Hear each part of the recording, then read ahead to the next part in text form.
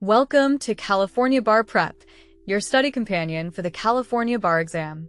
In this lesson, California Trust Creation, Validity, Types, and Trustee Duties. Let's begin. A trust separates legal title from beneficial enjoyment. The trustee holds and manages property for beneficiaries according to the settler's intent and the California Probate Code. On the California Bar exam, trust questions rarely ask only whether a trust exists. They usually combine creation, validity, trustee duties, beneficiary rights, and remedies. Your first job is to determine whether a valid trust was created. Your second job is to identify what kind of trust it is. Your third job is to police the trustee's conduct. California trust law is heavily statutory. Probate Code Section 15200 lists methods of creating a trust. A trust may be created by declaration by the owner that the owner holds property as trustee, transfer of property to another as trustee, exercise of a power of appointment, enforceable promise to create a trust, or statute. Probate Code Section 15201 requires intent to create a trust. Probate Code Section 15202 requires trust property. Probate Code Section 15203 requires a beneficiary, except for charitable and certain honorary trusts. Probate Code Section 15205 requires a lawful trust purpose. The core exam insight is that a trust is not magic language. The settler need not use the word trust if intent, property, beneficiary, trustee, and lawful purpose are present. Conversely, calling something a trust does not make it valid if property is missing, the beneficiary is indefinite, or the purpose is illegal. A valid private express trust requires settler capacity, present intent to create a trust, identifiable trust property, a valid trust purpose, and an ascertainable beneficiary. A trustee is required for administration, but a trust will not fail merely because no trustee is named or the named trustee cannot serve. A court can appoint one. Once the trust exists, the trustee owes fiduciary duties, including duties of loyalty, impartiality, prudent administration, control and preservation of property, accounting, disclosure, and compliance with the trust instrument. Intent is the most important element. The settler must manifest a present intent to impose enforceable duties, not merely express a hope, wish, moral obligation, or future plan. Words like, "I hope my brother uses this for my daughter," are precatory unless surrounding facts show a mandatory duty. Words like, "I give this account to my brother to hold for my daughter until age 25" strongly indicate a trust. Trust property, sometimes called res, must exist and be identifiable. A promise to place property in trust later may be enforceable if supported by contract principles, but an attempted present trust of property the settler does not own generally fails until property is transferred. The property can be real property, personal property, intangible rights, bank accounts, securities, business interests, or claims. Beneficiaries must be ascertainable for a private trust, so someone can enforce the trustee's duties. A trust for my friends may be too indefinite unless the instrument provides a method to identify them.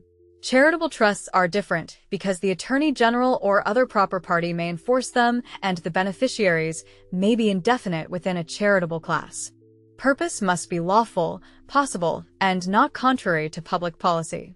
A trust encouraging divorce, crime, or unreasonable restraint on marriage may fail or be modified. A spendthrift provision is generally valid in California, but subject to statutory exceptions and limits, including claims for support and certain public obligations. An inter vivos trust is created during life. A testamentary trust is created by will and must comply with will formalities because the will is the instrument that creates it. A revocable trust can be amended or revoked by the settler, and during the settler's lifetime the trustee's duties are generally owed primarily to the settler to the extent the settler has power to revoke. An irrevocable trust cannot be revoked except as permitted by the instrument, consent, statute, or court order. A discretionary trust gives the trustee discretion over distributions. The trustee must still act in good faith, consistent with the trust purpose, and not arbitrarily. A support trust directs distributions for standards such as health, education, maintenance, or support. A spendthrift trust restrains voluntary and involuntary transfer of a beneficiary's interest, subject to California exceptions. A resulting trust may arise when an express trust fails or when one party pays purchase price but title is taken in another's name, though modern statutes and evidence rules matter. A constructive trust is a remedy for wrongdoing, not an express trust.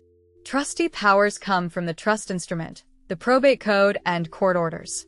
Probate Code Section 16200 gives a trustee the powers conferred by the trust instrument and, except as limited, statutory powers. Statutory powers include collecting and holding property, investing, managing, selling, leasing, borrowing, insuring, paying expenses, employing professionals, prosecuting or defending claims, and distributing property. The power to act is not a license to act imprudently. Every power must be exercised as a fiduciary. Probate Code Section 16,000 states the trustee has a duty to administer the trust according to the trust instrument. Probate Code Section 16002 states the duty of loyalty. The trustee must administer solely in the interest of beneficiaries. Self-dealing is presumptively improper, even if the transaction seems fair, unless authorized by the instrument, consented to after full disclosure, approved by the court, or otherwise permitted by statute. Probate Code Section 16003 requires impartiality when there are multiple beneficiaries. The trustee must balance income beneficiaries and remainder beneficiaries and cannot favor one class unless the trust permits it. Probate Code Section 16006 requires the trustee to take reasonable steps to take and keep control of trust property. Probate Code Section 16007 requires preservation of trust property. Probate Code Section 16040 establishes the duty of care and prudent administration. The trustee must administer with reasonable care, skill, and caution under the circumstances. If the trustee has special skills or was selected for special expertise, those skills matter. California also uses the Uniform Prudent Investor Act, Probate Code Sections 16045 through 16054, which evaluates investment decisions in the context of the portfolio as a whole and the trust's purposes, terms, distribution requirements, and circumstances. Settlor versus trustee. The settlor creates the trust. The trustee administers it. The same person can serve both roles. Legal title versus equitable interest. Trustee holds legal title. Beneficiaries hold beneficial interests. Mandatory distribution versus discretionary distribution. Mandatory language requires distribution. Discretionary language requires reasoned fiduciary judgment. Trust amendment versus trust interpretation. Amendment changes terms if authorized. Interpretation determines what existing terms mean. Constructive trust versus express trust. Constructive trust is a remedy imposed by law. Express trust is created by intent. Do not let the absence of a named trustee defeat the trust. If intent, property, beneficiary, and purpose exist, the court can appoint a trustee. Do not confuse a failed gift with a trust. If the transfer imposed duties on a holder of property for another, think trust. Do not treat broad trustee discretion as immunity. A trustee with discretion can breach by acting in bad faith, ignoring the beneficiary's circumstances, self-dealing, failing to diversify, or making distributions for improper purposes. A strong answer opens with formation.